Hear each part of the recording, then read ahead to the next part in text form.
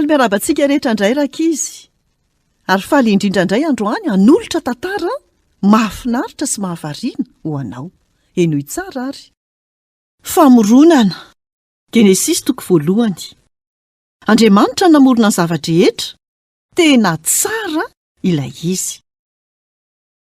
Tao amin'ny sekoly fanabeazana fototra iray, nientanentana ny rehetra. Namerina ny valiny fanadinana matematika ilay mpampianatra. Nisento afa-po ihany ny sasany. Tsy dia ratsy araka ny eritreretan'izy ireo azy, ny notin'izy ireo. Ao amin'ny Baiboly no nahitako noty iray izay nofinofisiny ankizy maro ho hazo. Noty amiabo izany, midika hoe tena tsara. Fantatrao ve hoe aiza no misy azy io? Ao amin'ny pejy izay milaza amintsika ny fomba namoronan'Andriamanitra ny zavatra rehetra. Nahazo noty amiabo ny famoronana azy. Gaga foana mahita ny fomba mahatalanjona naharian'Andriamanitra ny zavatra rehetra.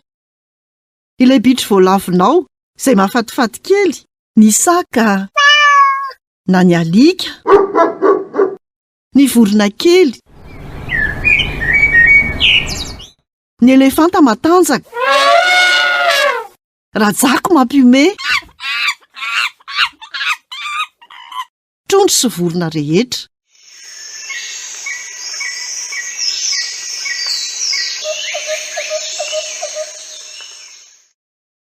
Alohan'ny namoronan'Andriamanitra ny biby, tena velan'Andriamanitra hitombo ny hazo sy ny zava-maniry mba hanomezany sakafo ho an'ny biby. Ary nanao voninkazo maro izy, ny persineige sy ny tournesol lehibe, ny rose tsara tarehy ary ny violety manitra. Nomen'Andriamanitra vony rehetra mba hitohy hatrany ny fisiny.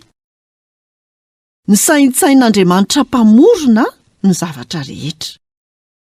Izany no antony namoronany mazava aloha, satria raha tsy misy ny hazavana dia tsy misy fiainana azo atao. Andriamanitra no namorona izao rehetra izao. Fantatrao ve ny nanaovany azy? Tamin'ny alalan'ny teniny. Hoy izy, misy mazava dia nisy ny mazava. Ny zavatra rehetra hitanao dia noforonon'Andriamanitra tamin'ny alalan'ny teniny avokoa. Tamin'ny voalohany, tsy nisy afa-tsy zavatra izay afaka mitombo na mivelatra. Tsy nisy kisendrasendra. Hain'ilay Andriamanitra mahery indrindra ny namorona ny zavatra avy amin'ny tsy misy.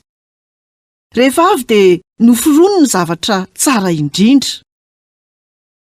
Ny ten'Andriamanitra, andeha isika amorona olona tahaka ny endritsika.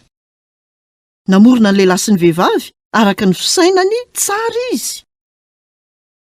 Ary tamin'ny andro fahaenina dia hitan'Andriamanitra izay rehetra efa nataony. Ka faly be izy, satria tsara indrindra izany. Nomeny any Adama sy Eva ny zavatra rehetra. Nanana fiainana mahafinaritra niaraka tamin'Andriamanitra tany an-danitra izy ireo, mandra-pahatonga n'ilay andro nitrangan'ny zavatra nahatsiravina. Amin'ny tantara manaraka dia ho lazaiko anao ny tantara mahatsiravina indrindra nisy teto amin'izao tontolo izao. Izay indray no anjara hafatra ho antsika tamin'ity anio ity, tahiny tompo daholo, nanolotra ny tantara zokomy.